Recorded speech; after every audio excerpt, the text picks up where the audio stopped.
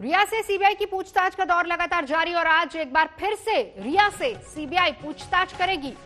अब तक रिया से सीबीआई करीब 35 घंटे तक सवाल जवाब कर चुकी है।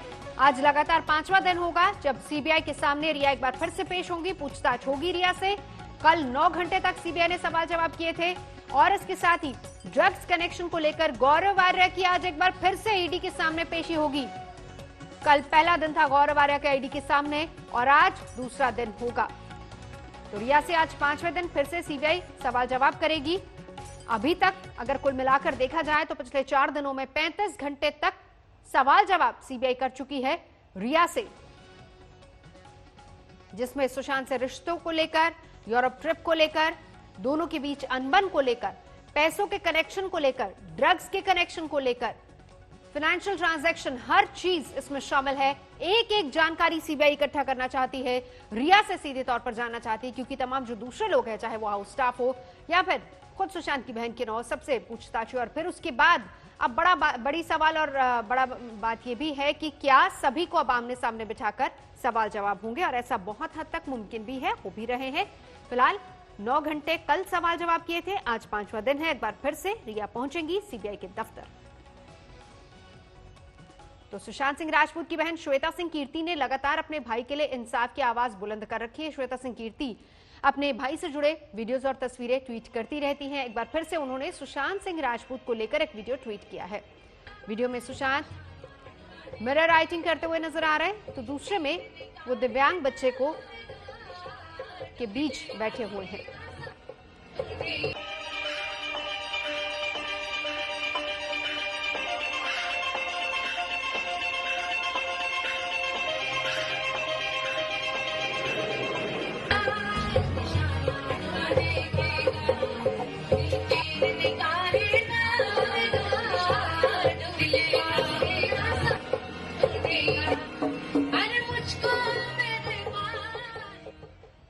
तो सुशांत मामले को लेकर सीबीआई की ताबड़तोड़ पूछताछ लगातार जारी है, जिसके निशाने पर रिया चक्रवर्ती, और रिया से अब तक 35 घंटे तक की पूछताछ हो चुकी है। एक बार फिर से आज 5वें दिन सीबीआई ने रिया को पूछताछ के लिए बुलाया है।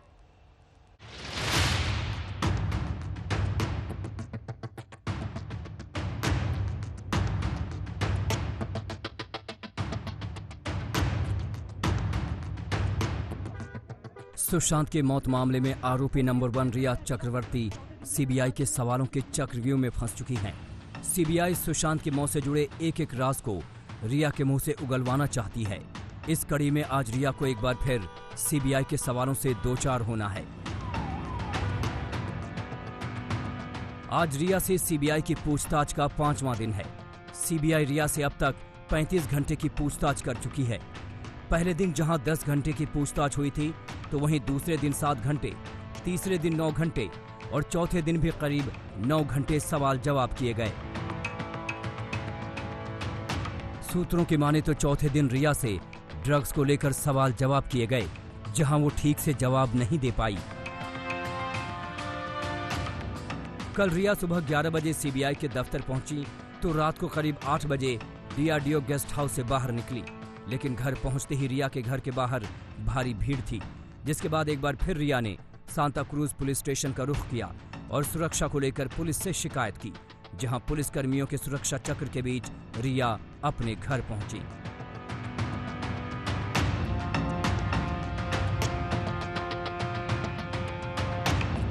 कल रिया समेत कुल 8 लोगों से सीबीआई ने पूछताछ की।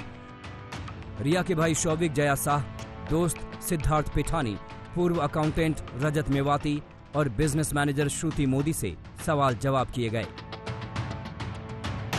वहीं सीबीआई की एक टीम एक बार फिर सुशांत के घर पहुंची, जहां मौत से जुड़ी कुछ कड़ियों को जोड़ने की कोशिश की गई।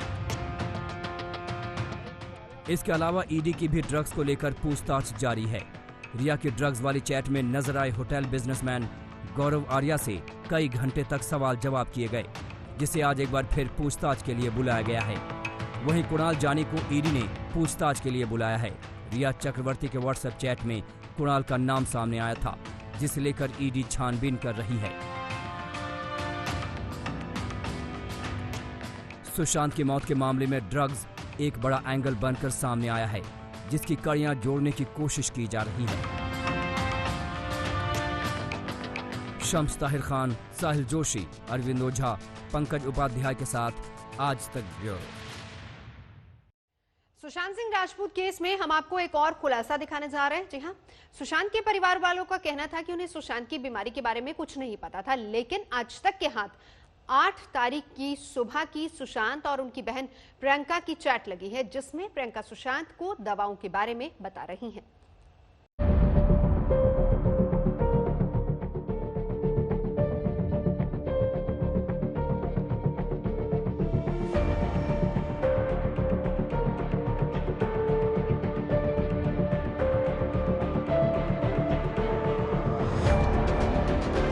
सुशांत की मौत मिस्ट्री पर सबसे बड़ा खुलासा। सुशांत के इलाज पर कौन सच्चा, कौन झूठा? आज तक के पास सुशांत की बहन प्रियंका का भेजा हुआ पर्चा। सुशांत के साथ आखिरकार 14 जून को क्या हुआ? उसकी मौत का रहस्य देश की तीन बड़ी एजेंसियां सीबीआई, ईडी और एनसीबी खोजने में जुटी हैं। लेकिन आज तक के पास सुशांत और उनकी बहन प्रियंका के बीच हुई चैट हाथ लगी है, जो 8 तारीख की है। इस चैट से खुलासा हुआ है कि प्रियंका और सुशांत के बीच दवाओं और इलाज को लेकर बातचीत हो रही थी। जिस वक्त प्रियंका और सुशांत के बीच ये चैट हुई, रिया भी सुशांत के घर में मौजूद थी। आइए अब आपको दिखाते हैं कि 8 जून को सुबह 10 बजे प्रियंका और सुशांत के बीच क्या बातचीत हुई। पहले एक हफ्ते दवा लिब्रियम लो, फिर नाश्ते के बाद नेक्सिटो 10 mg। एंजाइटी अटैक पड़ने पर दवा लोनाजेप ले सकते हो। ओके सोनू दी, बिना पर्चे की दवाइयाँ कोई नहीं देगा। अगर पर्चे का इंतजाम हो जाता है तो मैं मिस्ड कॉल करती हूँ। बाबू फोन करो, मैंने पर्चा भेज दिया है।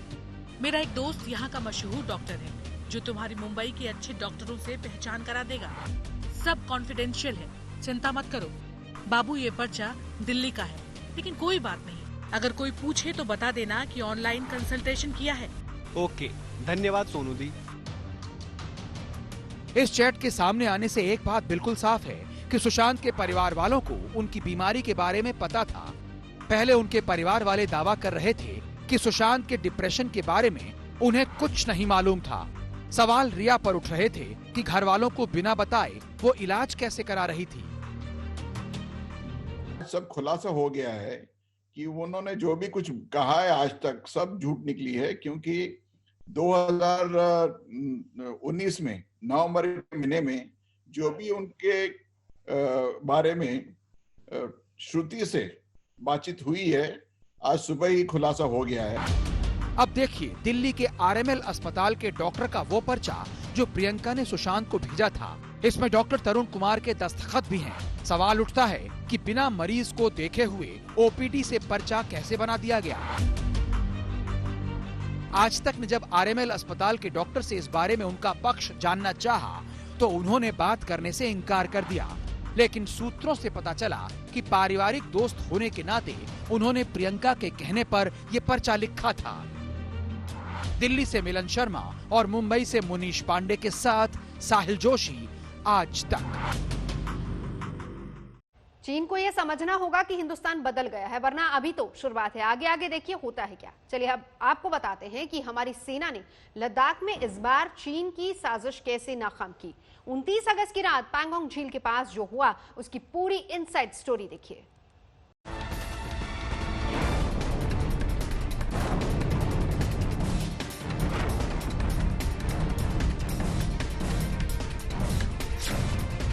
अब नाकाम होगी चीन की हर चाल।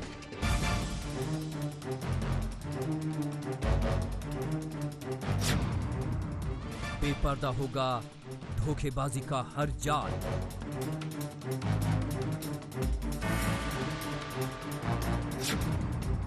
ड्रैगन की साजिश से पहले अलर्ट हुए हम।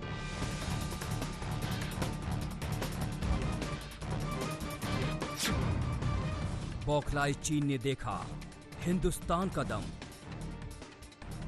29 और 30 अगस्त की रात लद्दाख में जो हुआ, उसके बाद शायद चीन हिंदुस्तान से दोबारा पंगा लेने की हिमाकत नहीं करेगा। चीन को एक बात समझ में आ गई होगी कि अगर वो शेर है तो भारत सवा शेर है। करीब 200 चीनी सैनिक हमारी सरजमी पर घुसपैठ का पक्का इरादा करके बढ़े चले आ रहे थे। लेकिन हमारे जांबाजों ने उन्हें रोते पीटते कराहते और बिलबिलाते वापस भागने के लिए मजबूर कर दिया। हिंदुस्तान की फौज जो है काफ़ी ज़्यादा अलर्ट थी। उन्होंने तुरंत से कार्रवाई की और चाइना को वहाँ से पुशबैक किया। चाइना जो है बड़ा डिवियस है, हम किसी प्रकार से उसके ऊपर कोई विश्वास नहीं कर सकते। चाइना बड़े पैमाने पर मैनूवरिंग कर सकता है। अक्टूबर के महीने में जब कैंपेनिंग सीजन स्टार्ट होगा, मिसाइल्स डिप्लॉय कर रहा है। हमको हर प्रकार से चौकन्ना रहना है, अपनी एयरफोर्स को चौकन्ना रहना है, अपने सैटेलाइट्स को चौकन्ना रहना है, ड्रोन्स को चौकन्ना रहना है। और जब जब चाइना की तरफ से इस माफी की कोशिश होती है तो कड़ा जवाब देना है। चलिए अब आपको उस रात की इनसाइड स्टोरी सुनाते हैं। आपको बताते हैं कि हमारे जवानों ने चीन के ठिगने टट्टुओं को कैसे खदेड़ दिया। अप्रैल मई के दौरान पूर्वी लद्दाख के अलग अलग इलाकों में चीनी सेना ने घुसपैठ कर भारतीय सेना को चौंकाने का काम किया था, लेकिन इस बार बारी भारतीय सेना की थी, जब भारतीय सेना ने चीनी सेना को चौंकाया। और 29-30 की रात को पेंगोंग शो झील के दक्षिण के इलाके में स्पांगुर गैप के आसपास कुछ ऐसी पोस्ट थी जिन्हें चीन अपना मानता था। उन पोस्ट पर भारतीय सेना ने कब्जा किया, उन्हें अपने कब्जे में लिया। और इस पूरी कार्रवाई के दौरान जिस तरह से चीनी सेना उस इलाके में कब्जा करना चाहती थी, भारतीय सेना ने उसको भी पीछे धकेलने का काम किया। लद्दाख में दोनों देशों के बीच ताजा झड़प पेंगोंग झील के दक्षिणी किनारे पर स्थित एक चोटी को लेकर हुई। वो चोटी एलएसी के इस तरफ यानी भारतीय सीमा में है, लेकिन उस पर किसी देश का कब्जा नहीं हुआ करता था। दोनों देशों के बीच हुई कमांडर स्तर की बातचीत में उस खास चोटी का मुद्दा भी उठा था, लेकिन बात नहीं बनी। भारत को इस बात की भनक थी कि चीन उस चोटी पर कब्जा करने की फिराक में है। आज तक को मिली एक्सक्लूसिव जानकारी के मुताबिक चीन के इरादों को भांपकर भारतीय फौज ने तैयारी शुरू कर दी और पूरी प्लानिंग का ब्लूप्रिंट तैयार किया। सूत्रों की माने तो चीन की साजिश को नाकाम करने के लिए उत्तराखंड में तैनात विकास रेजिमेंट के बटालियन को लद्दाख भेजा गया। इस बटालियन की तैनाती पेंगोंग झील के दक्षिणी किनारे पर की गई। हमारी सेना ने टैंक और इन्फेंट्री गाड़ियों को भी पेंगोंग के दक्षिणी किनारे पर ठाकुर के करीब तैनात कर दिया। इस पूरे ऑपरेशन में तिब्बती भी शामिल थे, जो विकास रेजिमेंट के तहत भारतीय जवानों के साथ काम करते हैं। तैयारी होने के बाद मौका मिलते ही विकास रेजिमेंट की बटालियन ने पेंगोंग झील के किनारे की चोटी पर कब्जा कर लिया। चीन को जैसे ही भारत के कदम की खबर मिली, उसकी फौज बेचैन हो गई। चीन के बौखलाए सैनिक भारत में घुसपैठ के लिए आगे बढ़े, लेकिन चोटी पर कब्जे की वजह से हमारे जवान मजबूत स्थिति में थे। गलवान घाटी की खूनी भिड़ंत के बाद से ही भारत को इस बात की आशंका थी कि चीन दोबारा ऐसी हिमाकत कर सकता है। इसीलिए तीनों सेनाओं ने अपनी तैयारियों को चाक चौबंद रखा। नौसेना ने दक्षिण चीन सागर में अपने जंगी बेड़े को तैनात किया, तो वायुसेना ने सुखोई से लेकर तमाम दूसरे लड़ाकू विमानों को तैनात किया, जबकि सेना ने जमीन पर टैंक से लेकर अपने जवानों को इकला मिसाइल से लैस किया। और इसी का नतीजा है कि 29 और 30 को चीन की हिमाकत का समय रहते मुंहतोड़ जवाब दिया गया। गलवान में चीन पर हमारे सैनिकों ने भरोसा कर लिया था और उनके पीछे हटने का इंतजार कर रहे थे, लेकिन अब की बार हमारी फौज ने चीन की चाल को पहले ही भांप लिया था और नतीजा ये कि बिना हमारा नुकसान किए ड्रैगन लहूलुहान हो गया। मंजीत नेगी, दिल्ली, आज तक। हिंदुस्तान अगर चीन की छाती पर चढ़कर दहाड़ रहा है तो इसलिए हमारी तैयारी भी मुकम्मल है। चीन को करारा जवाब देने के लिए लद्दाख से अरुणाचल तक एलएसी पर हमारे जवानों की तैनाती और तिगड़ी काम कर रही है।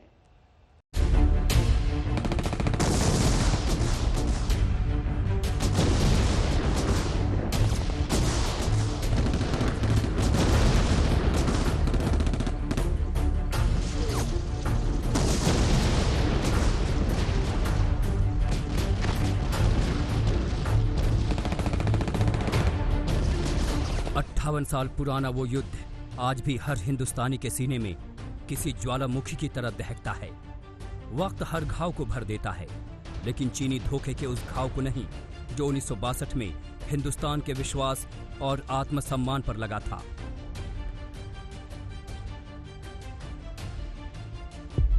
इसीलिए हिंदुस्तान उसी दिन से अलर्ट हो गया था और वो चुस्ती 29 अगस्त की रात को भी दिखी, जब चीन के 200 सैनिकों को पेंगोंग सो झील के इलाके से हमारे जांबाजों ने मार भगाया।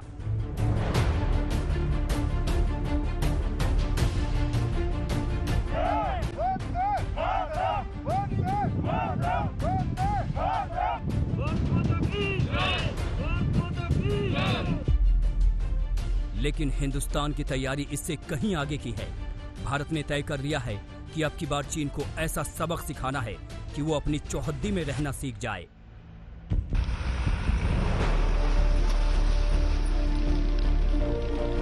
तो ये जो अग्रेसिवनेस जो चाइना दिखा रहा है, ये मुझे लगता है एक प्लान है इनकी, और ये प्लान सिर्फ जो बॉर्डर ट्रूप्स है उनके नहीं है, ये उनके PLA आर्मी और जो CCP है, जो पॉलिट ब्यूरो है, ये उनकी तरफ से है।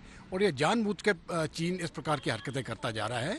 लेकिन चीन के लीडरशिप को मुझे लगता है कि ये मालूम होना चाहिए कि इस प्रकार की हरकत अभी ज़्यादा देर बर्दाश्त नहीं होगी और इसका जवाब उनको ज़रूर मिलेगा। इसके लिए लद्दाख में कई तैयारियां शुरू हो चुकी हैं। श्रीनगर और लेह के बीच के राजमार्ग को आम लोगों के लिए बंद कर दिया गया है ताकि इसका इस्तेमाल सैनिकों और उनके वाहनों के लिए हो सके। साथ ही दक्षिणी पैंगोंग त्सो से नागरिकों को सुरक्षित स्थान पर पहुंचाया गया, यानी चीन से भिड़ंत हो तो नागरिकों को कोई नुकसान न हो। साथ ही लद्दाख में 30,000 सेना के जवानों के लिए मुकम्मल इंतजाम किया गया है। गलवान घाटी, पेट्रोलिंग पॉइंट 15, पैंगोंग त्सो और फिंगर एरिया में भारतीय सेना ने तैनाती बढ़ा दी है।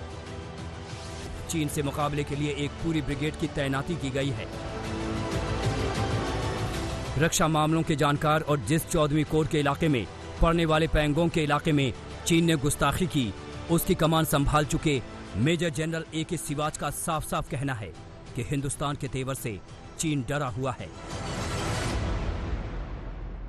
वो डेप्संग का जो इलाका है वो उसके लिए बहुत महत्वपूर्ण इलाका बन गया है। वाई जंक्शन के अंदर जितना भी वो आने की कोशिश कर रहा है डोमिनेट करने की, दरबुक चौक, दौलत बेग ओल्डी रोड को, उसकी वजह यह है कि जब से आपका दौलत बेग ओल्डी में एयरफील्ड बन गया है, ये सब सेक्टर नॉर्थ जिसको कहते हैं, वो एक इंपॉर्टेंस हो गई है उसकी, और उसके अंदर हमने बहुत बड़ी स्ट्रेंथ बढ़ा ली है ब्रिगेड के करीब, और उसके बाद T-90 बाकी मिसाइलें और गन्स लगा के। तो चीन को कहीं ना कहीं डर है कि कहीं भारत वहां पर कोई मिस एडवेंचर तो नहीं कर रहा। अब आप भारत की उस तैयारी को देख लीजिए जिससे चीन तिल मिलाया हुआ है।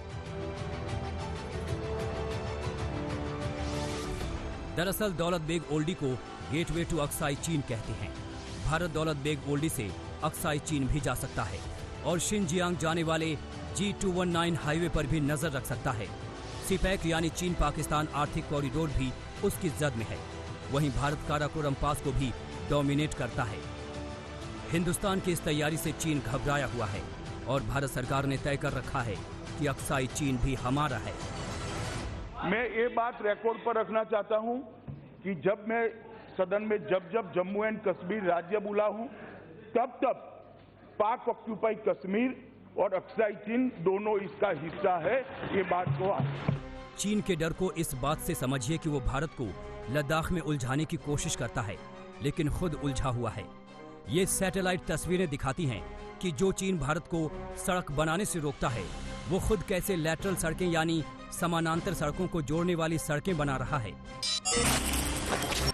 27 अगस्त 2020 की गूगल इमेज दिखाती है कि पूर्वी लद्दाख में LAC के उस पार जहां चीन के 2 हाईवे हैं, G315 और G219, उन्हें जोड़ने के लिए उसने लैटरल 1 और लैटरल 2 बनाए हैं। इनकी मदद से चीन की सेना और उसके लिए सारी मदद तेजी से पहुंच सकती है। इस तस्वीर में भारत का दुर्बुक शोक रोड भी दिख रहा है। G219 का निर्माण चीन ने 1950 में शुरू किया और 1957 में पूरा कर लिया। पूर्वी लद्दाख में बनी ये सड़क भारत चीन के बीच तनाव की वजह बनी और आखिर में 1962 में युद्ध हुआ। लेकिन अब चीन चाहे जितना जोर लगा ले, लेकिन जिस तरह प्रधानमंत्री नरेंद्र मोदी ने लद्दाख में जाकर और फिर लाल किले के प्राचीर से हिंदुस्तान की सरहदों की हिफाजत के लिए हुंकार लगाई, उससे साफ है कि अब चीन की खैर नहीं। LOC से लेकर LAC तक देश की संप्रभुता पर जिस किसी ने आंख उठाई, देश की सेना ने, हमारे वीर जवानों ने उसका उसी की भाषा में जवाब दिया। चीन भी इस बात को जानता है कि उसकी बंदर घोटी अब चलने वाली नहीं है। मंजीत नेगी, दिल्ली आज तक। मुंबई में बेकाबू कार ने 4 लोगों की जान ले ली और 5 लोग जिंदगी और मौत के बीच झूल रहे हैं। कल देर शाम तेज रफ्तार कार क्रॉफोर्ड मार्केट में जा घुसी और वहां पर एक कैफे में बैठे लोगों को कुचल दिया। जनता कैफे से बाहर निकले लोग इसकी चपेट में आ गए। 3 महिलाओं समेत 4 लोगों की मौके पर ही मौत हो गई, जबकि 5 लोग बुरी तरह से जख्मी हुए हैं। सभी को जेजे अस्पताल में भर्ती करवाया गया है। हादसा कैसे हुआ फिलहाल इसका पता नहीं चल पाया है, क्योंकि अभी गाड़ी का ड्राइवर खुद जख्मी है। मध्य प्रदेश और गुजरात समेत देश के 7 राज्यों में बाढ़ से हाहाकार मचा हुआ है। मूसलाधार बारिश के चलते नदियों में बने बांध इस कदर भर गए हैं कि उनके गेट खोलने पड़े हैं, जिसकी वजह से सैकड़ों गांव टापू में तब्दील हो गए हैं, जबकि शहरी इलाकों से उनका संपर्क पूरी तरह से टूटा हुआ है।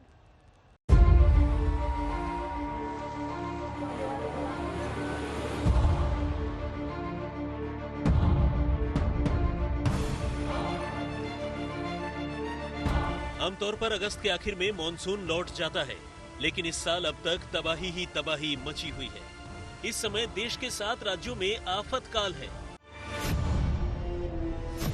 ये तस्वीरें गुजरात के सुरेंद्रनगर की हैं, जहां लहरों के बीच एक कार फंस गई।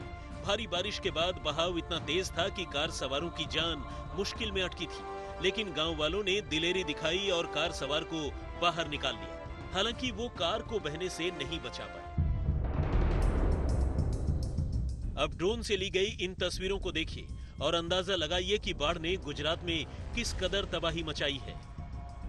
नर्मदा नदी में लगातार पानी छोड़े जाने से मूसलाधार बारिश के कारण सरदार सरोवर बांध के 23 गेट खोलने पड़े। खतरे को देखते हुए आसपास के 30 गांवों को अलर्ट कर दिया गया है।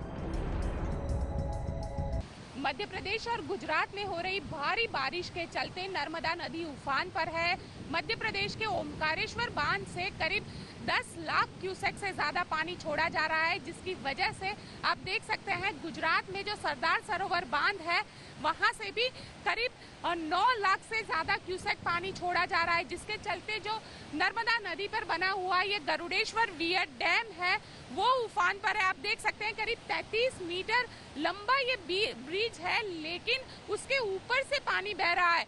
अब पानी की जो ताकत है उसका अंदाजा लगा सकते हैं कि किस तरीके से पानी के अंदर जो करंट है वो दिख रहा है और नर्मदा नदी काफी उफान पर है। बहुत विपरीत परिस्थितियां हैं। विदिशा में बेतवा नदी का रौद्र रूप देखकर डर लगने लगा है। उफनती नदी के पानी में मंदिर और शमशान घाट भी समा गए हैं। हजारों लोग बाढ़ का कहर झेल रहे हैं। महाराष्ट्र के चंद्रपुर में गोसीखुर्द बांध अपनी क्षमता से ज्यादा भर चुका है, लिहाजा बांध से पानी छोड़ना पड़ा है, जिसकी वजह से जिले के 19 गांव टापू बन गए हैं। बाढ़ में फंसे लोगों को बचाने के लिए एनडीआरएफ तैनात की गई है। गोसीखुर्द बांध से 10 लाख क्यूसेक पानी छोड़ने के कारण पुणे में वैनगंगा नदी उफान पर आ गई है। ब्रह्मपुरी तहसील की दर्जनों बस्तियां और गांव जलमग्न हो गए हैं। आज तक ब्यूरो।